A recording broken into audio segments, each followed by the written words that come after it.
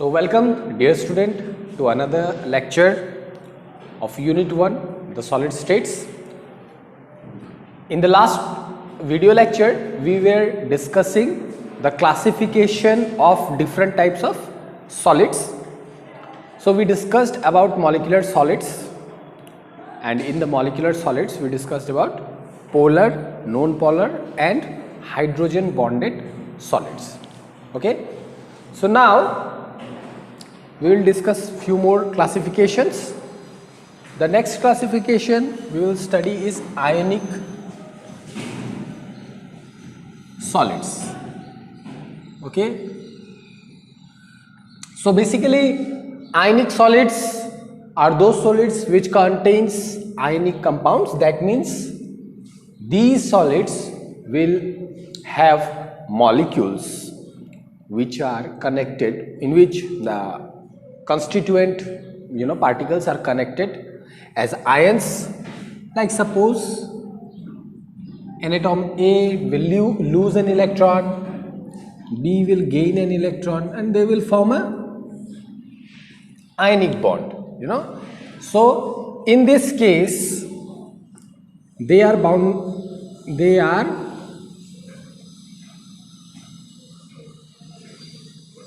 connected by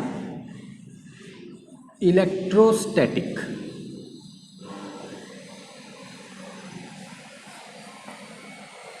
force of attraction. Okay, electrostatic force of attraction. Since electrostatic force of attraction is a very strong force, so generally ionic solids are very hard, but they are brittle. Okay, and the reason being that when we hammer it, okay, an ionic solid, if the intermolecular separation between the ions increases, the force decreases exponentially, because it goes like 1 upon r square. Okay, so it will break and they form a very rigid structure in the crystal lattice. Okay, they are tightly connected to each other in the solid phase. Okay, like suppose if we have the ion molecules, they will be connected like something like this.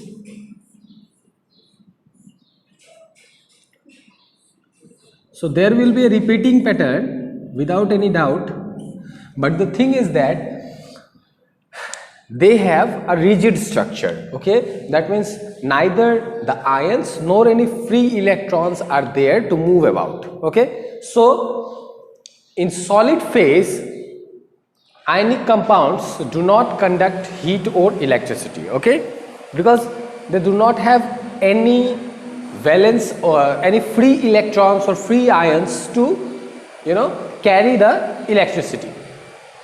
But since I told you that they have electrostatic attraction, they are very rigid and compact, they have very rigid and compact structures, they have very high melting points and boiling points. Okay, and they are at the same time, their melting point and boiling points are sharp. They have a sharp melting point and boiling point. That means fixed melting point and boiling point. Okay, so the third thing is that since they are connected to each other in a rigid structure, they cannot conduct heat or electricity in solid phase, but in molten state or in solution, okay, they can conduct heat or electricity. Okay, that means if we take a solution like suppose sodium chloride is solid. Okay, the common salt that we use. So normal sodium chloride in solid phase is bad conductor of heat and electricity, but if we take sodium chloride solution, okay, so as soon as we put sodium chloride in water, the ions gets separated. Okay, the ions gets separated and the ions are now free to move. Okay, so what happens as soon as we apply an electric field, the ions can carry the electrical charge. Okay, so they behave as charge carriers. So in solution or in molten phase, same thing in molten phase. In the molten phase and in solution, these ions can carry the electricity. So in molten and solution phase, they will carry heat and electricity. They are good conductors. Okay. Now see, in last two classification, what we did, and even in chemical bonding we saw that when we take a metal and a non-metal, what happens? A metal with a non-metal will form ionic bond. In generally, they form ionic bond. A non-metal with non-metal, we have seen that this kind of bond is covalent bond, isn't it? What happens here? It's like something like A plus and B minus. Okay, like sodium chloride, that one loses electron, one will gain electron, and they will be bounded by electrostatic force of attraction. What happens in non-metal, that means covalent bond. Suppose like hydrogen, two hydrogens will share their electrons. Okay, they will share electron and will form a bond. So there is a van der Waals force of attraction here, or intermolecular force. Okay, and we know they are weak forces. Now what will happen, or how a metal and metal will form a bond? So we talked about metal and non-metal, non-metal with non-metal. Now how metal with metal will form a bond? How metals will form a bond within themselves? So this is called metallic bond. Okay, metallic bond. So compounds which contained covalent bonds were called covalent solids, or we call them molecular solids. The compound which contains ionic bond, we call them ionic solids. So similarly, the compounds which will have metallic bonds are called metallic solids. Okay, or the normal metals, a piece of iron, copper or silver, they are all, because suppose if I have a piece of silver in my hand, suppose if I have a piece of silver, then obviously this piece of silver is not made up of one atom of silver. It is made up of millions of silver atoms. Okay, a small piece of silver will contain millions and billions of silver atoms. So how these atoms are connected to each other? Because we see they form a very beautiful solid structure. Okay, so and at the same time we also know that metallic solids or metals have certain properties, and those properties are a bit different from molecular or covalent solid and ionic solids. So now we will see how metal forms bond within themselves, and then we will try to use that bonding concept to explain some of the physical properties of metals. So suppose we have a metal M. Okay, so we have lots of metal atoms. Suppose we have metal atom all over here. So what will happen? All of these metal atoms will lose one or more electron. Okay, they will lose one or more electron. It will lose a single electron. Maybe sometimes it will lose more than one electron. So what will happen? it will, as soon as it loses an electron, it will get a positive charge, and there will be a free electron. Similarly, positive charge, that means M plus cation and electron, M plus cation, electron, M plus cation, electron, M plus cation, electron, M plus cation and electron. Now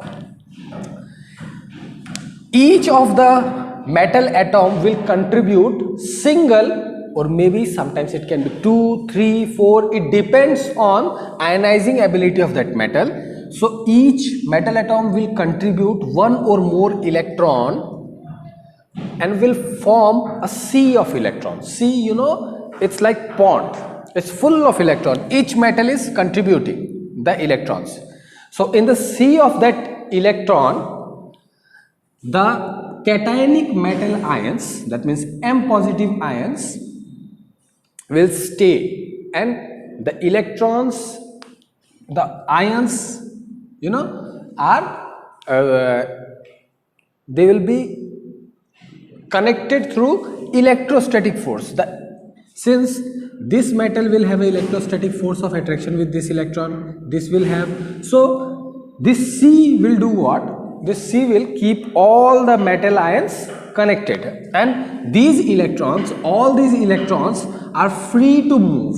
Okay, they are freely moving, they are not localized.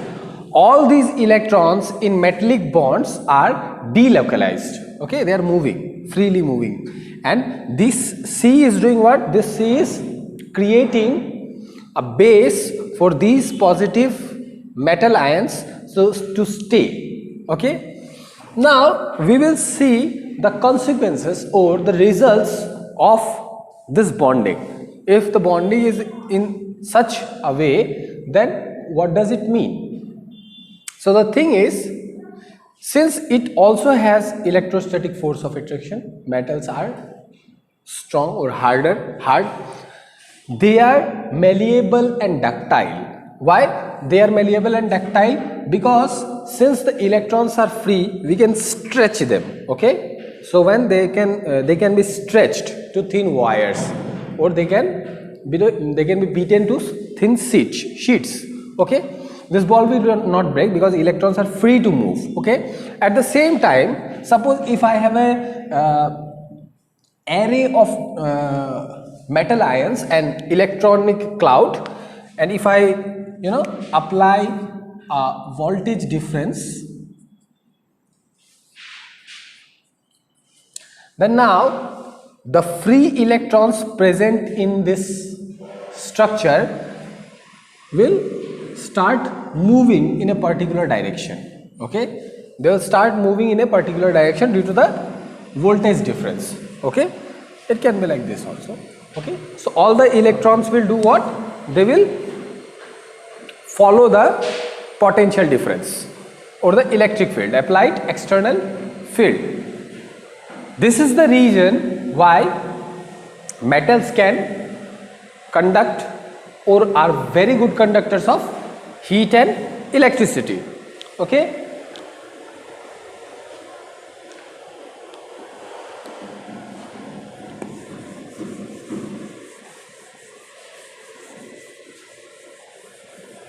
now we will see a special kind of solid which contains covalent bond but are actually crystalline in nature. They have covalent bond but they are crystalline in nature, and they are called network solids. Okay, network solids.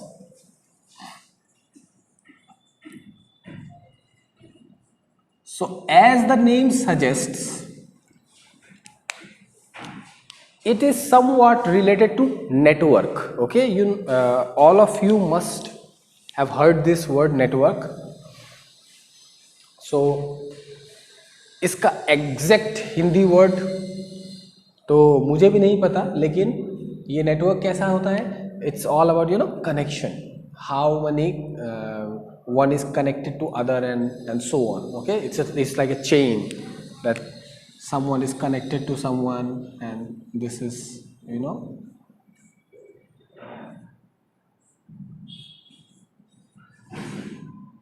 and what will happen? This connection pattern repeats. Okay, so this is network, like TV network, okay, or our internet network. So why these are called networks? Because each of the constituents of this network, that means each TV is connected to all,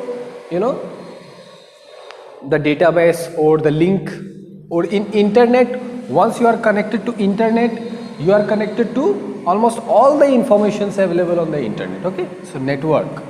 Now we will see two types of network solids. Okay, so in general, network solids are connected through very strong covalent bonds. Okay, very strong covalent bonds.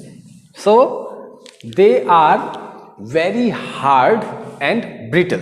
They are very hard and brittle because they have a very strong covalent bond. Okay, they do not conduct heat and electricity, but we have an exception in this case. Okay, so generally they are they do not conduct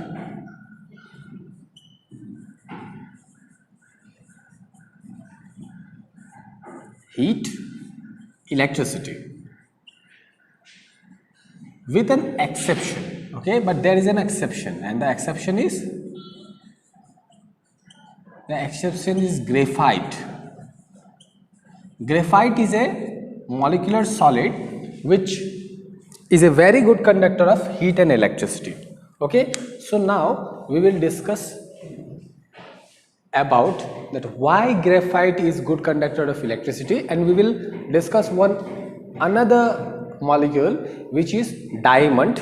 Okay, so diamond and graphite both are allotropes of carbon, and both of them are network solids. Okay, graphite is a bad conductor of heat and electricity, and graphite is a very good conductor of, actually it's a very good conductor of heat and electricity. It is used as electrodes in chemical analysis or electrolysis. So we will see that why graphite is a good conductor and why diamond is not a good conductor of heat and electricity. So if we look at the structure of graphite and diamond, in diamond each carbon atom is connected to 4 different carbon atoms, and if you can remember in class 12 we saw that this is a tetrahedral structure. Tetrahedral structure, so the bond angle is 109 degree 14 minute. Okay, so this is a tetrahedral structure, and each carbon, all the carbon in this structure in diamond is sp3 hybridized. So again, if I take this carbon, then this carbon is again connected to 4 other carbons. Okay, and so on. This carbon is connected to 4 other carbons, and so on. So all the carbon is connected to next 4 carbons. Okay, with a covalent bond, and they will form a network. Okay, now if you extend this repeating pattern of tetrahedral structure, you will see that all the carbon atoms are connected to the next carbon atom through a very rigid covalent bond. Okay, this bond is rigid, like this. Okay, if you connect 2 balls over here, okay, imagine that we have 2 cricket balls connected to the end of this. Okay, you can break this, but these atoms cannot move about this bond. Okay, so since there is a rigid structure, diamonds cannot conduct heat or electricity, but at the same time, since bonds are very strong and tightly connected, they have very high melting point. Okay, now we will see the structure of graphite. What happens in case of graphite? So in graphite, carbon is tetravalent. Okay, carbon forms, we know that carbon can form 4 covalent bonds. Okay, so and in diamond, carbon was using its tetravalency. Okay, so if carbon was using its tetravalency in carbon, it will use its tetravalency in graphite also. Okay, and you will see that in graphite also we will get a network. Okay, so what is happening in graphite? It is connected, it is connected.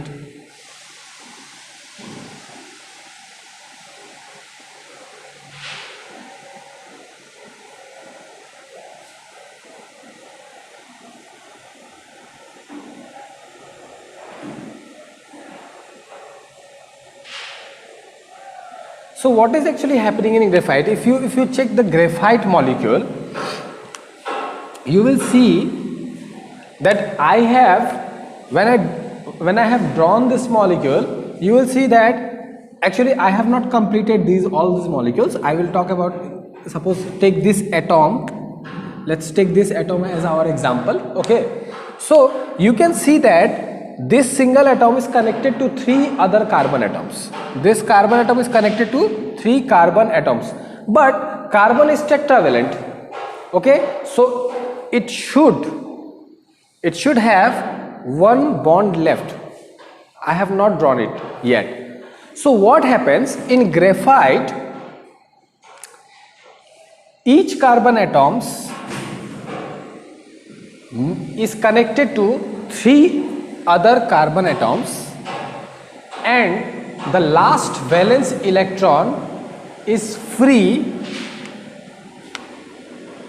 to share, okay, with a carbon in another layer. Okay, basically carbon has a layered structure in graphite. Okay, layered structure, and this valence electron, it can be shared with this carbon in the next layer, or with this carbon, or with this carbon.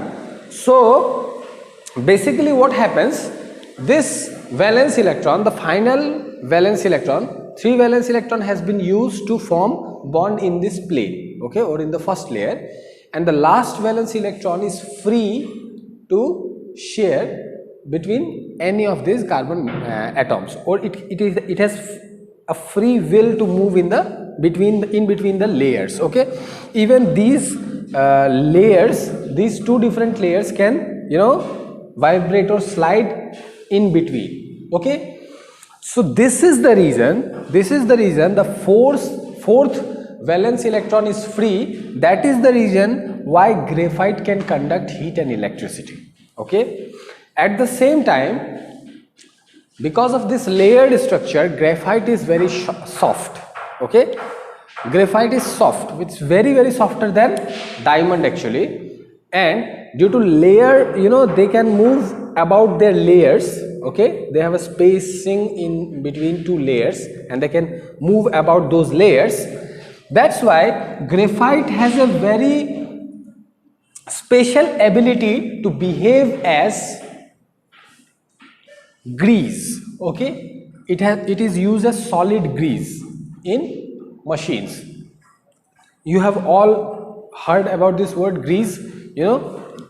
We do greasing in our machines, in the ball bearing, in scooter, if you have scooty or bikes, and if you have taken your scooty and bike to mechanic, you must have seen that when they open the ignition chamber or the gearbox, you will find a lots of ball bearing in there, and to keep the ball bearing in a good condition, or to for the proper functioning, they will do what? They apply grease on them so that they can move freely. Okay, so graphite is used as solid greasing. Now if you go through your NCERT book, okay, then you will find table 1.2. Table 1.2 lists different type of solids with their examples.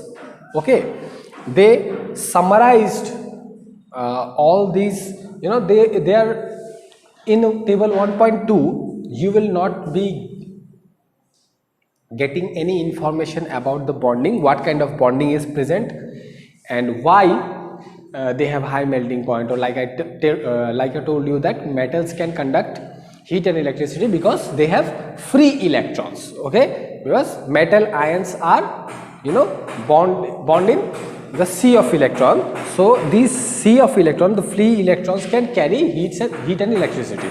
So no explanation will be given on that in that table, but that table collects all the information about the different properties of different kind of solids with examples. So if you go through table 1.2, you will be able to get all the examples related to your classification.